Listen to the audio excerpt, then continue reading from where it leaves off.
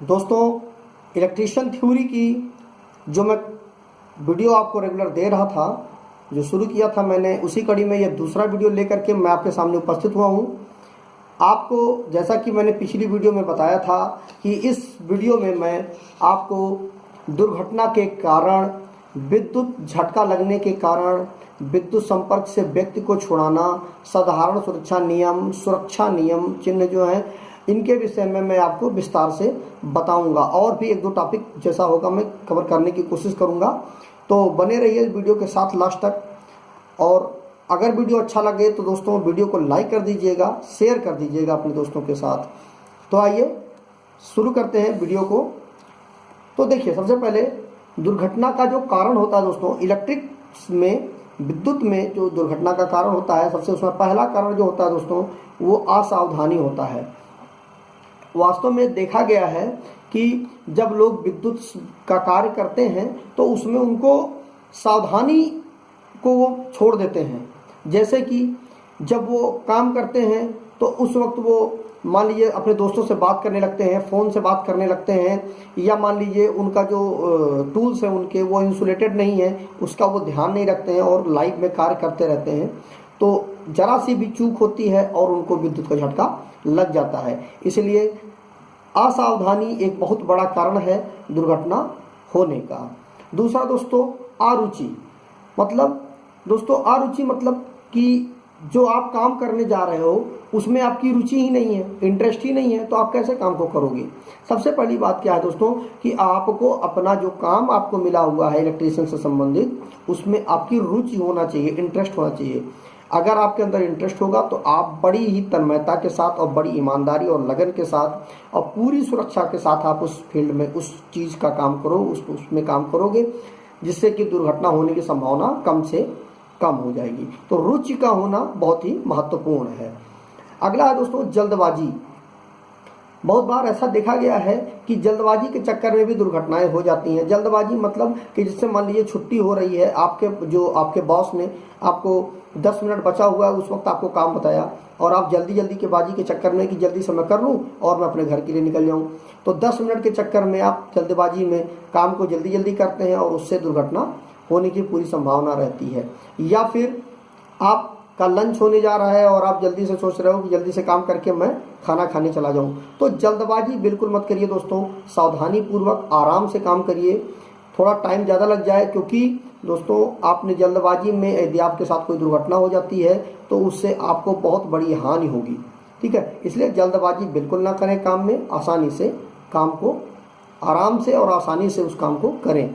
अगला दोस्तों, अज्ञानता मतलब दोस्तों कि जिसे मान लीजिए किसी मशीन पे आप काम करने जा रहे हो, उस मशीन के बारे में आपको जानकारी नहीं है कि इस मशीन में कैसे काम करेंगे, ये मशीन कैसे ओपन होगी, इस मशीन में कौन सा तार कहाँ गया है, इसकी ड्राइंग क्या है, इसके बारे में आपको कोई जानकारी नहीं है। कौन सी मोटर इसमें लगी हुई है, इसके बारे में आपको कोई जानकारी नहीं है, और आप ज़बरदस्ती आप चले गए काम करने के लिए, तो आपको तो ये पता नहीं है कि मतलब कैसे ये मशीन चल जाएगी। हो सकता है अचानक से वो मशीन चल जाए और दुर्घटना हो जाए।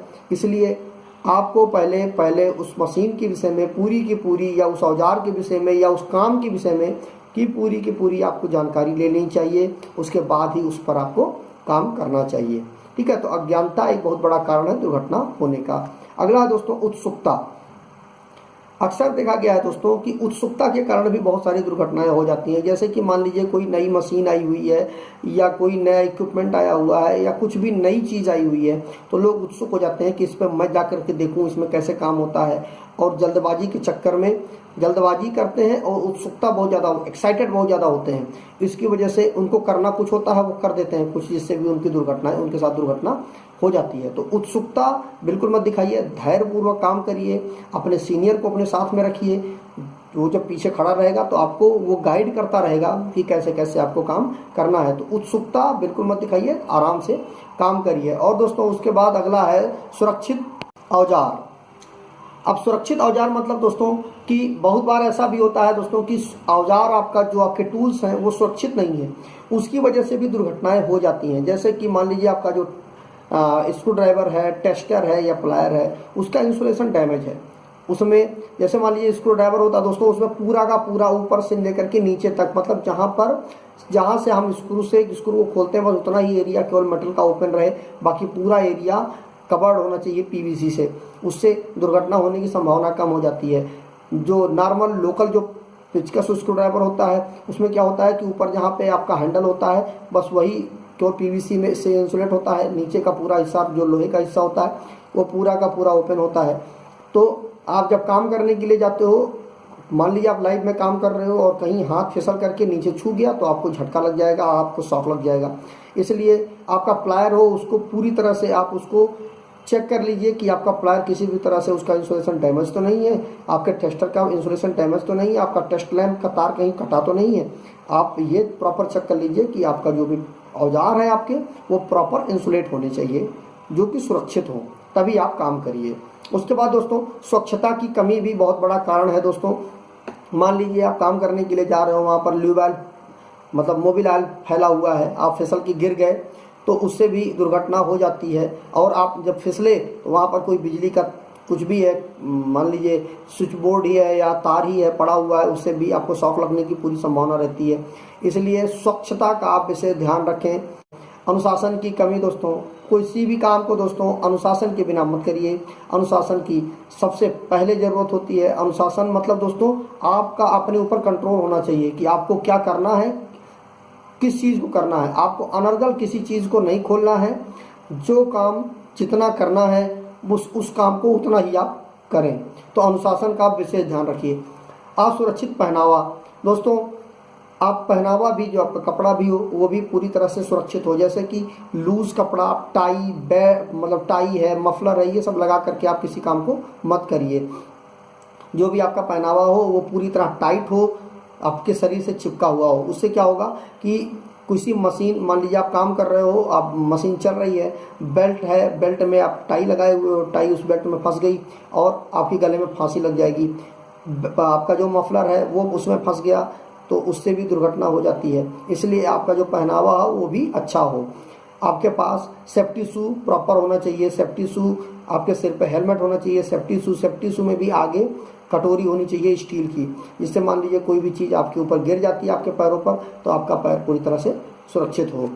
और दोस्तों प्रकाश की कमी, अगर वहाँ पर जहाँ पे आप काम करने जा रहे हो वहाँ पर प्रकाश नहीं है, अब प्रकाश नहीं है दोस्तों वहाँ पर, मान लीजिए आपने वहाँ पर चेक करना है आपको फेस टू न्यूट्रल और आपने अंधेरे में आपने फेस टू फेस लगा दिया टेस्ट लैंप को या मल्टीमीटर को, तो उससे भी दुर्घटना होने की संभावना रहती है। इसलिए आप जहाँ पर भी काम करने जाइए वहाँ पर प्रॉपर हैंड लैंप लेकर के जाइए या टार्च लेके जाइए। वहाँ पर पूरी तरह प्रकाश की समुचित वहाँ पर व्यवस्था होनी चाहिए। उसके बाद दोस्तों स्वास्थ्य का खराब होना, मान लीजिए आपका स्वास्थ्य सही नहीं है और आप मान लीजिए ओवर नाइट ड्यूटी करके आए हो, आपका स्वास्थ्य भी सही नहीं है, आप ज़बरदस्ती काम को कर रहे हो तो आपका शरीर उस तरह से साथ नहीं देगा, आपका ब्रेन आपका उस तरह से साथ नहीं देगा और आपके साथ दुर्घटना होने की पूरी संभावना रहेगी। इसलिए स्वास्थ्य सही हो तभी आप इलेक्ट्रिकल में काम करिए। नशा ना करके जाएं। अगर नशा करके आप किसी काम को करते हैं तो आपके हाथ डगमगाएंगे और आपके साथ दुर्घटना होने की पूरी संभावना रहेगी। इसलिए नशा करके आप कभी भी काम ना करें। दोस्तों वीडियो अगर अच्छा लग रहा हो तो वीडियो को लाइक कर दीजिए दोस्तों, और कमेंट करके बताइएगा दोस्तों कि इस तरह की वीडियो, क्या आपको इस तरह की पूरी थ्योरी शॉर्ट में मतलब थोड़ा मैटर लिख करके और इसको डिटेल में जो मैं समझा दे रहा हूँ ये आपको पसंद आ रहा है कि नहीं पसंद आ रहा है। अगर दोस्तों इसमें कुछ परिवर्तन कराना है तो कि मैं नोट्स से पढ़ा रहा हूँ दोस्तों, तो अगर आपको इसमें कुछ परिवर्तन चाहिए तो आप बताइएगा, तो मैं परिवर्तन भी करके उस तरह की वीडियो बनाऊँगा। तो जिस तरह की आपको वीडियो चाहिए आप कमेंट करके ज़रूर बताइएगा दोस्तों, मुझे आपके कमेंट का बहुत बेसब्री से इंतजार है। अगला टॉपिक है दोस्तों विद्युत झटका लगने के कारण। सामान्यतः दोस्तों 50 वोल्ट तथा 30 मिली एम्पियर से ऊपर के झटके को मनुष्य का शरीर नहीं सह सकता है। अगर 50 वोल्ट है दोस्तों तब तक तो ठीक है, 50 वोल्ट से ऊपर जैसे ही आपको वोल्टेज का झटका लगता है तो आपका शरीर उस झटके को सह नहीं पाएगा और आपकी मृत्यु हो सकती है। 30 मिली एम्पियर से ऊपर का करंट आपका शरीर नहीं झेल सकता है, ठीक है। इससे ऊपर आपका ना वोल्टेज और ना एम्पी करंट आपका शरीर नहीं सह सकता है। और उसके साथ दोस्तों वास्तव में होता क्या है, विद्युत झटका लगता क्यों है, फ्रीक्वेंसी जो होती है दोस्तों, आपके शरीर में जो हृदय है वही हृदय ही आपके जीवन को, पूरी लाइफ को आपको चलाता है। और जो आपकी जो विद्युत होती है उसकी फ्रिक्वेंसी हमारे देश में 50 हर्ट्ज है, और आपके हृदय की फ्रिक्वेंसी उस 50 हर्ट्ज से तो कम होगी ही होगी, ये तो पक्की बात है। तो क्या होता है कि जब जो ज़्यादा फ्रिक्वेंसी वाली चीज़ होगी वो कम फ्रिक्वेंसी वाली चीज़ को अपने बराबर चलाने की कोशिश करेगी। तो मान लीजिए आपके शरीर में विद्युत का झटका लगा, तो उससे होगा क्या, आप विद्युत के संपर्क में आए तो आप जो विद्युत है वो हृदय की जो फ्रिक्वेंसी है उसको अपने बराबर ले जाने की कोशिश करेगा, उस अपने बराबर चलने की कोशिश चलाएगा, जिससे हमारे शरीर को झटका लगेगा और हमारे हृदय की गति रुक सकती है, क्योंकि हमारे हृदय की उतनी क्षमता ही नहीं है कि वो विद्युत के बराबर चल सके। इसलिए आपको विद्युत का झटका इसी कारण से लगता है। अगला है दोस्तों, विद्युत संपर्क से व्यक्ति को छुड़ाना।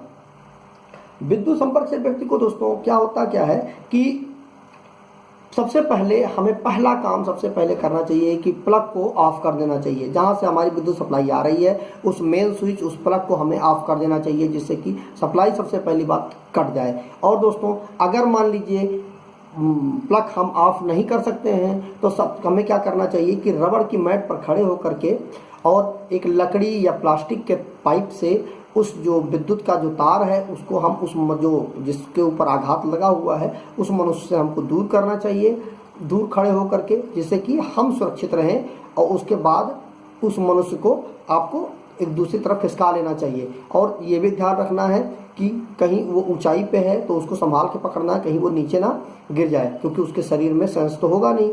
इसलिए आपको प्लग सबसे पहले प्लग को ऑफ करना है, या प्लग टॉप लगा हुआ तो उसको निकालना है। रबड़ की मैट पर खड़े होकर के लकड़ी के तार और प्लास्टिक के तार से, जो प्लास्टिक का पाइप है और लकड़ी का जो डंडा है उससे आप तार को हटाएंगे। अगला है दोस्तों साधारण सुरक्षा नियम। क्या है कि स्वयं की सुरक्षा, सबसे पहले हमें 3 सुरक्षा नियम है दोस्तों, इन्हीं को आपको ध्यान में रखना है। स्वयं की सुरक्षा, मशीनों की सुरक्षा और कार्यस्थल की सुरक्षा। जैसे कि स्वयं की सुरक्षा में दोस्तों क्या आता है कि हमें सबसे पहले काम करने से पहले हमारे पास सेफ्टी शू जरूर होना चाहिए, हेलमेट होना चाहिए, उसके बाद टाइट कपड़ा पहने हुए हों हम, और मशीन की पूरी जानकारी होनी चाहिए, तभी हम स्वयं की सुरक्षा सुनिश्चित कर पाएंगे। उसके बाद दोस्तों मशीनों की सुरक्षा, मतलब मशीन का नियम से कार्य करें, मशीन का जो भी नियम है, जो ड्राइंग है उसी के थ्रू काम करें। हम अपना दिमाग लगा करके काम ना करें, क्योंकि मशीन का एक प्रिंसिपल होता है, उसी प्रिंसिपल के आधार पर, उसी नियम के अनुसार पे हमें काम करना चाहिए। कार्यस्थल की सुरक्षा दोस्तों, कार्यस्थल पर अगर साफ सफाई नहीं है तो भी दुर्घटना हो सकती है, इसलिए जो सुरक्षा नियम है उसमें साफ सफाई का भी विशेष ध्यान रखना चाहिए। अगला है दोस्तों सुरक्षा चिन्ह।